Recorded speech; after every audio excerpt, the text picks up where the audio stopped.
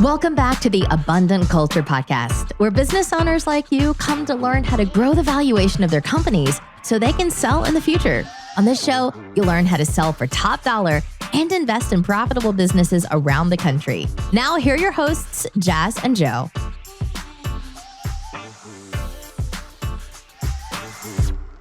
Hi, Scott, and thank you again for coming on to the Abundant Culture Podcast. We are super excited to have you today because I read your book in 2 days. We're currently taking your course. We had a couple conversations in the mastermind, and you're awesome, super knowledgeable, and we had to have you on the podcast. But before we get into the meat and potatoes of the episode, we have to ask you, what is your backstory? Give us that entrepreneurial journey of yours. Sure. Well, the story builds up to this awesome climax, which is being on your podcast right now. So it is a spoiler alert. It ends with this wonderful, happy ending. And I'm really grateful for the opportunity to speak with you. So my journey began many years ago. I was supposed to be a filmmaker, and I got into graduate film school at New York University, and things were great for a semester. And then I was diagnosed with cancer. So it really was not part of the plan at all. And so I had immediately drop out of school and spent about a year in treatment. And one of the things they taught us in film school is to always pay attention to the human experiences around you, what they call the human condition, how people think and how they communicate and how they deal with their emotions. Because if you can capture that on film, it'll make your stories more authentic. So it made me curious during chemotherapy, because I'd be there in this room with all these people seated in a circle, getting their IV medications. And what I noticed is we're all here in similar circumstances, and some people were really miserable and suffering through it, while other people were laughing and enjoying themselves. And some of the people who are enjoying themselves were dying, but on those days they were living, and had nothing to do with their prognosis. It was about the way they were reacting to the same circumstances as other people. So the curious film student in me asked a question, which years later I would ask again in the franchise world, which is, why is it in similar circumstances people get such different results? So I was very successful with that experience. It was very, heavy with chemotherapy and radiation, all my hair falling out and all that, but I was able to beat it. And just as I was ending my treatment, a friend of mine was putting on a leadership conference and invited me to be the keynote speaker and talk about my experience and how it applies to leadership. Well, that went very well. And I started getting more invitations to speak. And before I knew it, I became a full-time traveling motivational speaker, talking to people about resilience and overcoming adversity. Well, my content started changing. I got more into peak performance and leadership, and I'm doing well and I'm traveling, but it always bothered me that I really hadn't had much business experience. And here I am talking to business people about leadership. So I decided to rectify that by investing in a business. And I like franchise businesses because, like chemotherapy, you have all these people doing the same thing, but getting different results. So I decided to buy my first of what would be 2 edible arrangements franchises as a laboratory, as a place to try out these concepts and to see what works. And obviously, I wanted to make money, but more importantly, I wanted to learn. I figured if I could understand the concepts, what it really takes to run a successful business, well, not only can I apply it to mine, but more importantly, I could teach that information to other people, which for me, I always thought was the opportunity. So we had our struggles, we made our mistakes, but we got better and better and always asked these bigger questions. And we ended up our first location we built up. It became the top location in California out of more than 100 locations. Then a few years later, we took another location that was struggling. We bought it, turned it around, and made it profitable within a year. Well, then I started getting invitations to speak to franchise systems, other franchise systems, to talk about franchise success to their franchisees. And I started doing something which I still do to this day. I interviewed as many of those business owners as possible. And you start to hear the same things. You hear the same complaints. When you talk to the best business leaders among them, you start to hear some of the same mindsets and the same habits. You see what they all have in common. And that led to me writing a book. And today I focus full time on helping business owners and a lot of franchise business owners replicate the tactics and the mindset of top people so that they can get the same results. So that's the primary thing that I do today. I help business leaders take their businesses to the next level by replicating the tactics and the mindsets of people who are already thriving. That's awesome. And that's an amazing story. I somehow didn't know about the cancer part of it. And I think that's something I think every business owner can learn from that, because business is so much of it is centered around resilience. And it's almost guaranteed that you're going to have really, really hard times. And I think the people who are the most successful are the ones who continue to grow and stick it out even through through all those difficult, really moments. I think you're right. And, I've heard a lot of overcoming adversity speakers over the years. And for me, the best among them, they spend a little less time talking about the specifics of their adversity. And instead, they're able to pull out the general concepts that are applicable for all forms of adversity.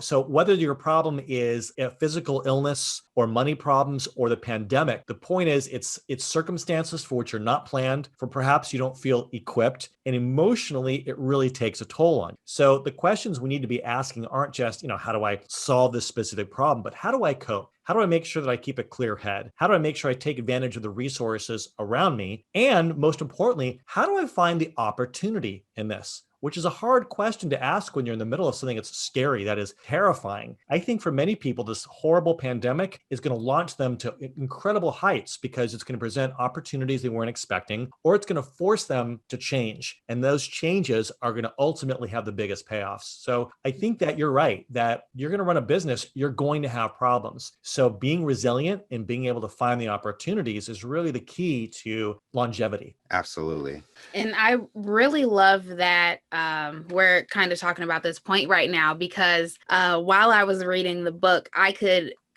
just hear that sense of like resilience and almost calmness throughout like the pages of the book, because the Wealthy Franchisee, they have like this mindset that not everyone has. And I guess you could kind of think of it as more optimistic, but it's not just being optimistic. And you also talked about in the book how if there's a problem, then it's your fault. And I really, really like that point, because at first that kind of sounds terrible. Like, man, everything is all my fault. But then you kind of turned it around, just as it seems like you do with everything, into a more positive outlook. Yeah. And what I mean by that, and I hope I articulate this in the book, is when I tell people that to consider that maybe it's your fault, it's not because I want people to feel blamed and get down on themselves. It's because I want people to feel empowered. Yeah. But if you always start from the place of, okay, the pandemic is not my fault, but the fact that I'm vulnerable to it, that's on me. That's my responsibility. Maybe it's not because I did something wrong, but it's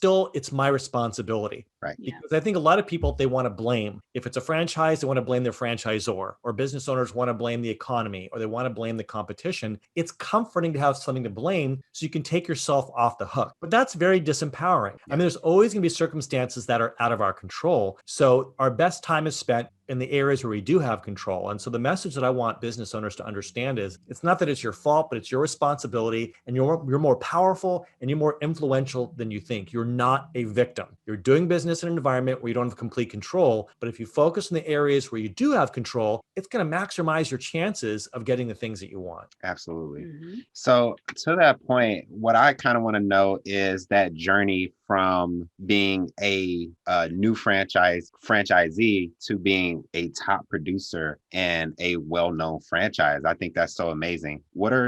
Tell us what that journey was like, and what are some of the challenges that came up that were unexpected for you that you had to eventually overcome? Sure. And so I want to clarify about my success with edible arrangements. I think that with any investment, you're looking at your return based off of what you put into it. And that's going to be a combination of money, and it's going to be a combination of time. And so for me, the goal from the very beginning was to be able to work that business part-time, to still be able to be a speaker and a consultant, but then to also have this additional stream of revenue and, of course, stream of information. So there were many franchisees nationally who are ranked higher than I was. So it's not like people looked at me and said, wow, you have the higher sales than anyone. Within California, we did extremely well with that first location. Every week we'd get rankings, and typically we'd rank in the top 5, and often I was number 1. But nationally, it's not like I was the number 1 franchisee in the system. But if you look at how much revenue and how much profit I did relative to the hours I put in, I'm sure that we were able to rank quite high. And that was really what it was all about. As you guys know from reading the book, the way I define wealthy is that, you're making good money, but you're also in control of your time and that you have quality of life. And so for me, having all 3 of those things simultaneously was much more important than just maximizing revenue, but not having any time and not having quality of life. So I think that is important. If you own a small business and you might be looking to sell, you could run into some major issues. Forbes estimates that 9 out of 10 businesses listed never actually sell. Why? Because there's only one way to sell. You need to do these 4 steps first. So if you want to be a part of the 10% of businesses that sell for profits, we've created a free checklist for you so you can sell without those hurdles that normally hold you back. Download the free checklist by visiting www.abundantculture.co/checklist. Jasmine, I think your question was about, or was it Joseph who asked me? You guys are such a great team. Yeah. Sometimes I can't even tell the difference. Yeah, I think it was me that asked you. Okay, good. You're like one solid mind, which is fantastic. A lot of practice. About that journey, was it from starting off to where I got? Yeah. Okay, so I want to be very clear. It was slow. It was painful. It was a series of mistakes, and it was not easy. What helped was that I was able to take a step back and always ask those bigger questions to come from the place of curiosity. That curiosity got me through the tough years, just like it got me through chemotherapy. But it doesn't mean that chemotherapy or those first years in business were pleasant. They were very difficult, but we didn't just endure it. The goal was always to learn from it. So what can we do differently? How can we change? How can we improve? And so it was always asking those questions really helped. And what I avoided, and I still avoid it to this day, is drawing blanket conclusions. If sales aren't good, rather than concluding I'm a failure, the business is bad, it's not working, I try not to draw broad conclusions and say, right now, I'm not getting the result that I want. So how can I change? How can I pivot? What can we do differently? And let's just keep through a process of trial and error. Let's just keep at it until we figure out what it's going to take to be successful. So it was a lot of experimentation, a lot of mistakes, a lot of frustration, but a lot of breakthroughs and a lot of learning. So what it wasn't was just staying busy. What it wasn't was just working hard. It was still asking a lot of questions and always learning. And that's what helped us learn, I think, probably a bit more quickly compared to other people who are just trying to make as much money as possible and pay the bills and stay busy. And you also draw this line between being busy and productive. I think that's something that's always very interesting to me, just because I come from a very hardworking family, but there are times where we weren't very productive, even though we were working very, very hard. So when I got older, I always wondered, how is this guy able to work just a regular work week and make 10 times more than, somebody who is working 80 hours a week? So could you kind of explain the difference between, being busy as a franchisee and being productive? And I guess what duties should you focus on in order to be productive and not necessarily busy? Great question. I believe that busyness is the enemy of leadership and service. I think that people mistake activity for productivity. And as you said, they're simply not the same thing. Busyness is emotionally satisfying. It makes you feel like you're productive. It makes you feel like you're important. It makes you feel like you're putting in the sweat. But ultimately, the payoffs we get, it's not for the hours we put in or how much we sweat. It's for how much value we put out and how intelligent we are with our time. You can always make more money, but you're only going to have less time. Time is precious. So you want to make sure that every hour you put in, you are maximizing the yield that you get for that time that is invested. And so what I see is a lot of business owners, they focus on operational tasks, all the things that have got to get done. But in the process of doing those, they neglect the growth tasks, whether that's marketing, whether that's coaching and training other people to take care of those tasks. One thing I like to ask business owners is how much money you want to make in a year. And they'll come up with a good, respectable number. I ask them to divide it by 2,000. If you work 40 hours a week, 50 weeks a year, that's 2,000 hours. So take your desired amount of money you want to make a year, divide it by 2,000, and that's what you believe you're worth an hour. The question is, would you pay someone that much money to sweep up the floor of your business? Probably not. Probably you can find someone, an hourly employee, who will do it for a lot less. If you can, you should. Instead, your hours should be diverted to things that are harder to find, where you're going to have to spend more money, that kind of person, or something's going to contribute to the growth of your business. So a lot of franchisees are sweeping up the place or doing things that are important, but things other people can be doing. And by doing those things, they don't have the time for marketing, for their own personal or professional growth, for getting out into the community, for training employees to do things. So we have to be deliberate about our time and put more time into growth and outsource the people who are doing the operational tasks. I think that is absolutely key. And just know that just because you're working long hours and because you're busy, it does not mean you're doing the things that are going to help you achieve your goals. There's a lot of myths about what I call wealthy franchisees. And one of the biggest ones is that they're slaves to the business. In my book, I interviewed people who own scores of locations, but they only have 24 hours in a day. They all started off with just one, but they work smart. And in the process, by working smart, by knowing what to do, and more importantly, what not to do, what to outsource to other people, they get to go to their daughter's volleyball game and to their son's basketball game, and they get to go out to dinner, and they get to take vacations. They get to have a life because they really respect their own time. So it's something that we really want to pay a lot of attention to. Don't just assume because you're in motion that you're making progress. I really love how you articulated that now and in the book, because as I was reading that, I was like thinking to myself, man, we have not been doing enough. Like, we don't have enough growth tasks, like, especially when we go to visit, like, our coffee shop is a franchise. So when we go to visit the coffee shop, I find myself like washing dishes to try to be helpful, and Joe like sweeps the floors and stuff. But instead of doing like those busy tasks, we should be talking to customers as they're coming up or going and asking for reviews like we were talking to you about. And I remember there was like one time where I had to work a shift because all like the employee called off and they just said they weren't coming. Nobody else could come in, so I had to come in, and I had a couple of customers, and I was, I guess, overwhelmed because I don't really remember the recipes because I don't work here every day. So after the customer left, I realized, man, I didn't try to upsell them. I didn't try to like engage them more. I was so focused on getting the transaction and trying to figure out the recipe of the drink that I couldn't even interact with them as owner. I was interacting with them as like just a regular employee, and that I didn't really know how to articulate that until I read your book about the growth in the busyness task. Yeah, I remember in the beginning, I thought I really need to know every aspect of my business and to be able to do it. And nobody should be able to make arrangements better than me. Nobody should be able to do the cleaning procedures because I'm the owner and I have to inspire them. And I will tell you, there are a lot of people, CEOs of companies and franchises, who still have that belief, and that's fine. But my concern is those business owners who they take up their time doing that and they don't focus on the bigger things. I do think it's a good idea once in a while to go ahead and pick up the broom, not just because the floor needs to be swept up, but it might inspire your employees. Maybe you're showing them the right way. Or really, sometimes there's circumstances where someone's just got to do it and there is no one else. And that's part of business ownership. So I don't want you to feel guilty if those moments come up. You just want to make sure that they're not coming up so much that they're preventing you from investing your time in the things that will have the biggest payoffs. But again, there's the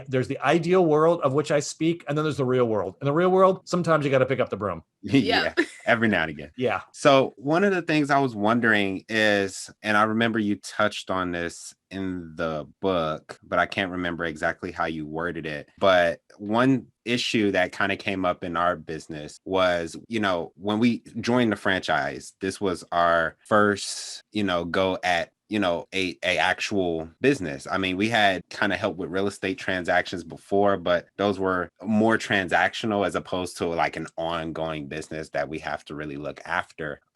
So we were new entrepreneurs, didn't know almost anything about business. The only thing we knew how to do was I could sell a little bit, she could market a little bit, and I could raise a little money. That was literally all we knew how to do. But as we started to really operate that company, we started to become better entrepreneurs over time. And we're still not where we want to be, but we're much further along than as opposed to where we used to be. And one of those things I always wondered is when you see, if you're a franchisee and you see inefficiencies in the way that your location is run and possibly how other locations are run too, could you talk about a productive way to call attention to those things and maybe change them? Because I think there's a lot of situations where it's a new franchisee, but it's also a new franchisor. And I think they're both learning, but I feel like sometimes there can be a disconnect in that situation. So how would you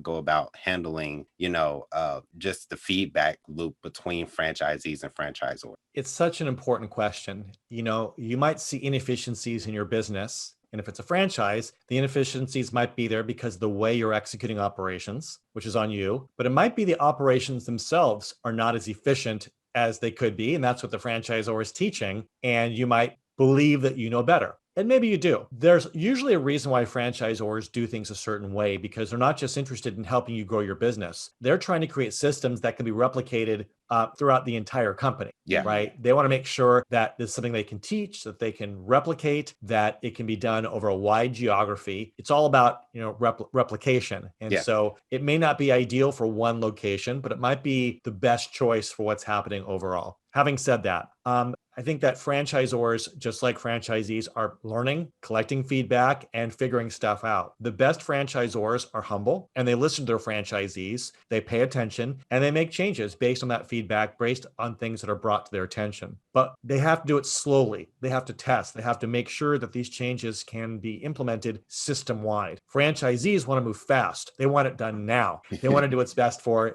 their location. And so part of this is diplomacy. It's not just about the best ideas, but it's also about maintaining the best relationships. Without trying to bring anything up between the two of you, I'm sure if either one of you is completely in control of your household, you might do things a little bit differently than the other person. But in order to keep the peace, because marriage is important, you make certain sacrifices. You say, you know what, we'll do it your way just because I don't want to fight. And so there's that relationship as well in a franchise system, and it has to be maintained. And so I just think that it's easy to assume that the franchisor is an idiot, that they're out of touch, that they're greedy, that they don't have franchisees interest. I hear these concerns a lot in some franchise systems. It's occasionally true. It's usually not. Most franchisors really do have the franchisees' backs, but there's reasons why they're making certain decisions and not making other ones. But if you have that brilliant idea, you want to communicate it in a way to your franchisor where you're not making demands, where they can hear it. And if you have ideas of how it can be replicated,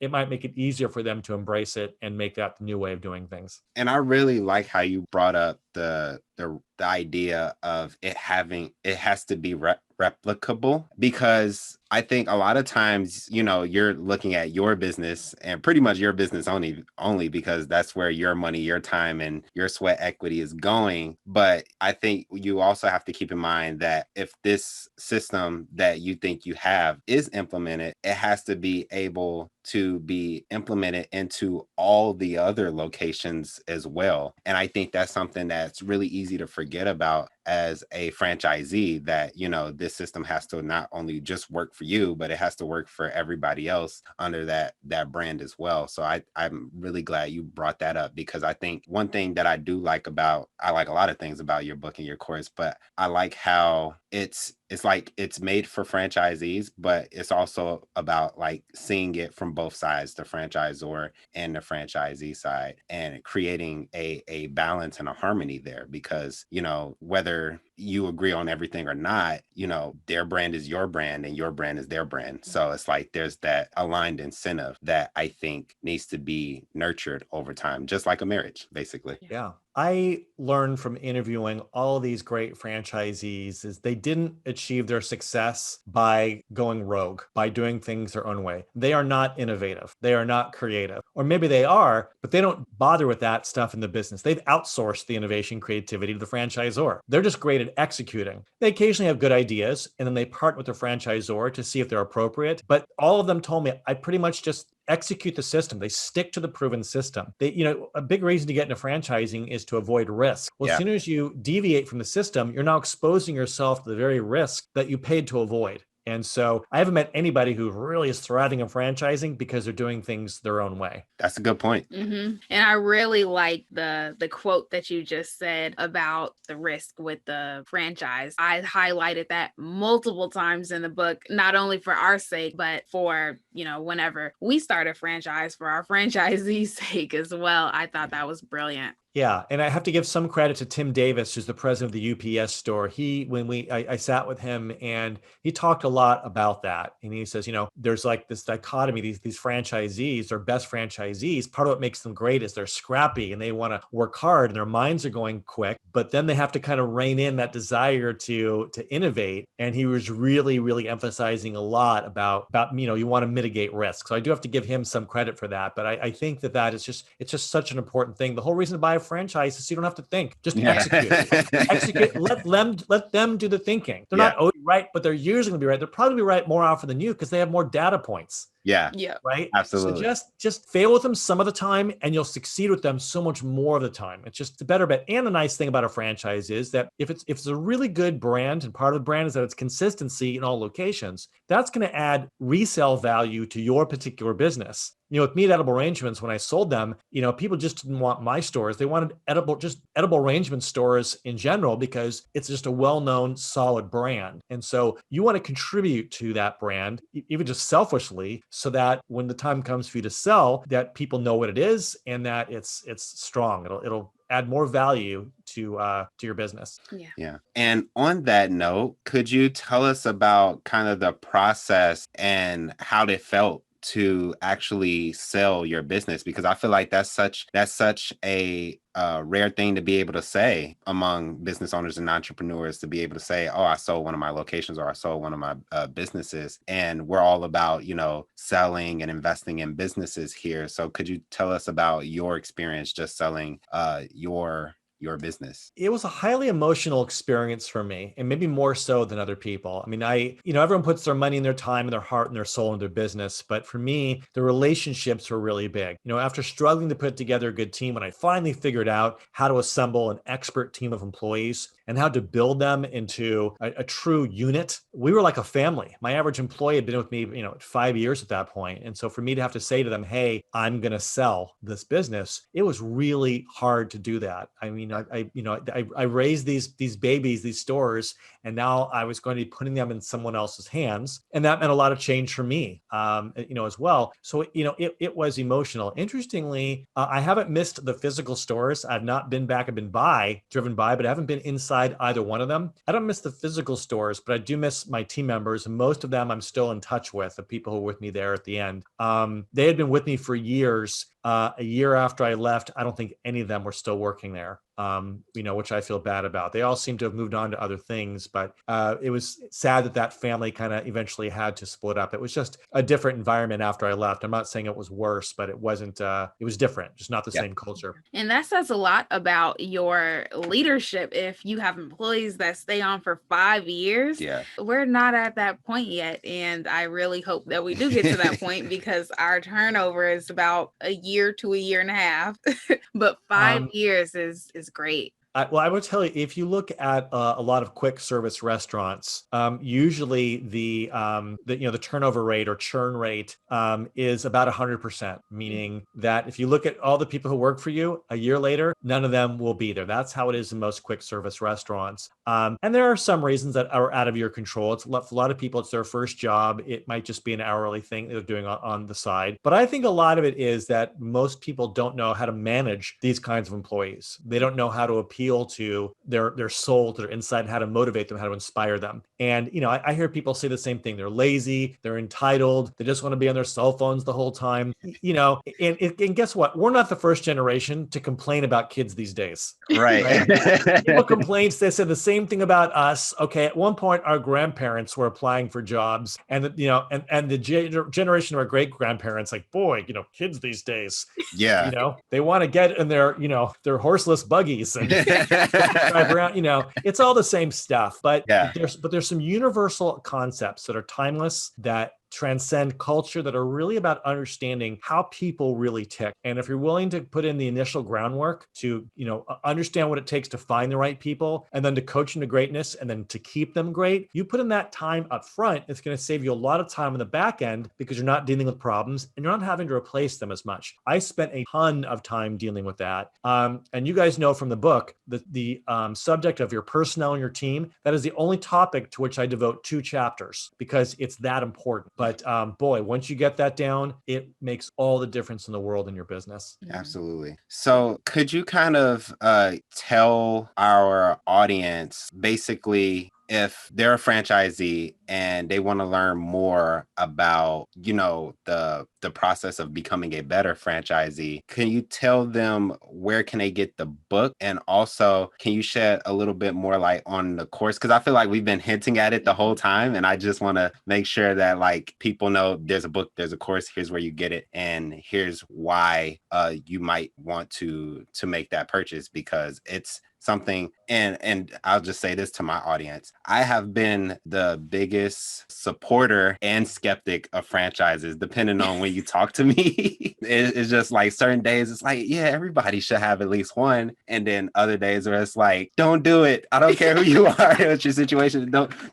But I realized from the material that you put out that almost all of the negative that might come along with the franchise are things that you as a franchisee can influence. So I do want to let my audience know that, I think that if you're not necessarily in business and you want to get into business, I think franchises are amazing. I wouldn't be where I am without the one that I have. But I also think that don't just hop in without any other outside help, because I wish I would have, knew about you and what you're doing like years ago. We had this book like 3 years ago. Yeah, we would have probably been making. So could you tell them a little bit how to find the book and also where to get the course and all of that good stuff? Sure. Well, I'm a huge proponent of the franchise business model because not all of us have an idea for a business, and you don't need an idea. Use someone else's idea and then just replicate it. And it's really not for a lot of money. Most of the cost of opening a franchise, it's not what you're paying the franchisor. It's to build a business itself. It's money you'd be spending anyway. Yeah. So, you pay, a one-time flat fee for your franchise fee, and you pay some small royalty. I think the average is 6%. That's nothing in order to have access to ongoing support. It's great. It's great value there. So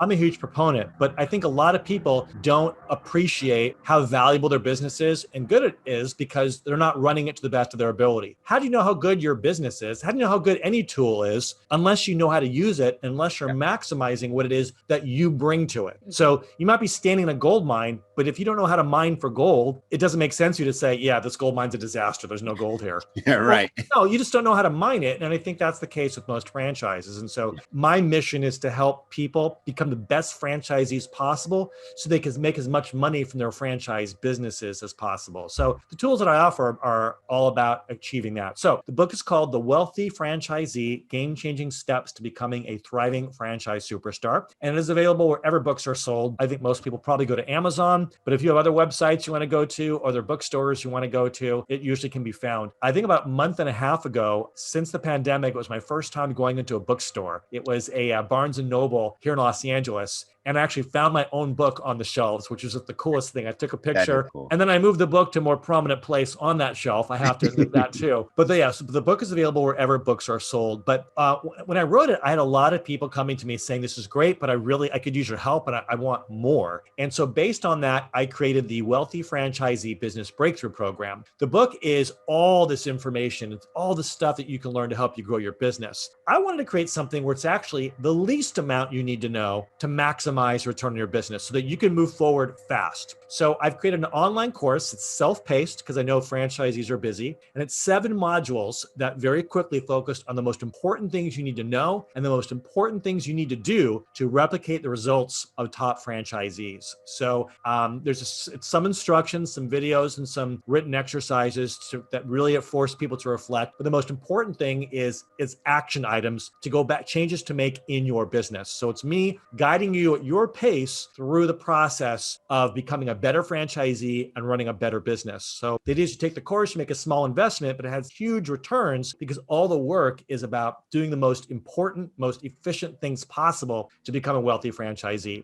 And as you guys know, there's ongoing support depending on the tier you sign up for, where there's access to the exclusive Facebook group and to our monthly mastermind meetings so you can talk with other like-minded franchisees. And I'll be hosting one of those tonight. So if anybody's interested in learning more, you can go to thewealthyfranchisee.com and read all about the course there. So it's thewealthyfranchisee.com. Awesome. So we covered so much in this short little episode. And for the person listening, if they could just walk away with one takeaway, what would it be? Can I make it 3 quick takeaways? Yeah, sure. And I say this at the end of the book, so spoiler alert.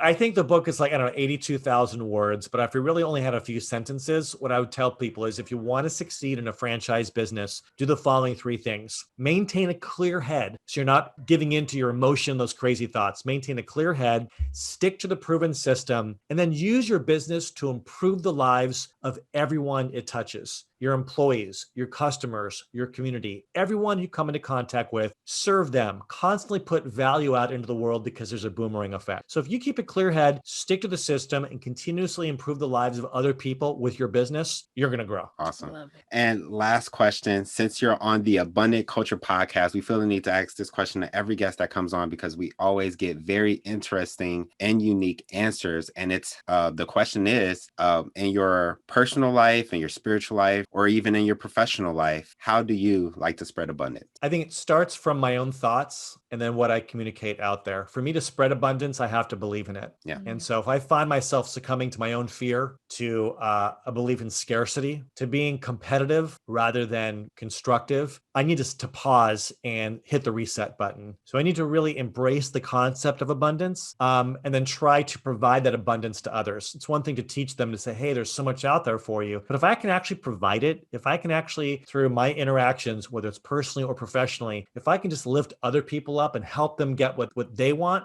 I believe that's going to help me get what I want. So I think too often we think in terms of abundance of there's plenty out there for me. I think we need to think in terms of, hey, there's abundance in me to improve the lives of others. So I want to spread the abundance. I want to be a source of it. Understanding that even if you only care about yourself, it's still the best way to take care of yourself by being a source of abundance for others. I love that. Yeah, I do love that. And I like how you say, even if you only care about yourself, it's still the best way to take care of yourself. That's actually something I said before. I was putting it into one of my employee trainings. Is like the best way to take care of yourself is to actually take care of the customer, in my opinion. So I'm glad that we. If you want to get what you want, help other people get what they want. For sure. So just so people remember, if they want to get into contact with you, what was that information one more time? I'll give you two places you can go. I mean, I'm all over social media. I'm not hard to find, but my main website is scottgreenberg.com, B-E-R-G. With all my content, that just gives you a sort of a broad perspective of what I do. But if you want to learn more about the ways in which I can help you grow your franchise business and guide you through the process of making more money, being in control of your time, and improving quality of life, go to thewealthyfranchisee.com. Awesome. Great. So thank you again, Scott, so much for coming on. This episode was so fun. And the more I talk to you, the more it's like instilled in me what to do with our own franchise locations. So I thank you again for this wonderful time coming onto the podcast. It's been my pleasure. And if I ever get the chance to visit your business, I'll enjoy the coffee and I'll also enjoy knowing that you probably won't upsell me because you'll be too busy. Perfect. We'll change that. I hope so. If you don't diversify your investment portfolio, you could end up losing it all. But most business owners don't know how to diversify to mitigate those risks. That's why we created this resource for you. This passive investing guide is a must-have if you're planning to invest in businesses. Don't hesitate. If you have more than 25 grand liquid, then you can't afford not to take advantage of this resource. Download the 4 reasons why in 2021 you need small businesses in your portfolio now by going to www.abundantculture.co/guide.